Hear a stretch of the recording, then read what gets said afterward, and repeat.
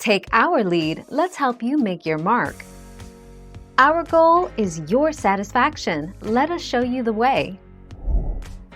It is said that crossed chopsticks represent death itself in China. While Japan may not associate this practice with death, it is still generally considered bad manners to cross your chopsticks.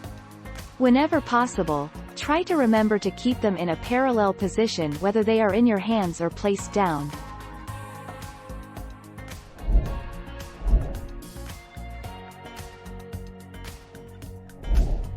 Take our lead.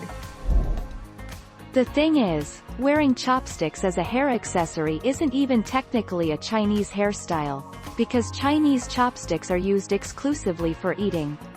So wearing chopsticks in your bun and calling it a celebration of Asian culture definitely isn't okay, and it doesn't even make sense. 30 October 2015. Thank you for watching. Please subscribe and hit the bell notification.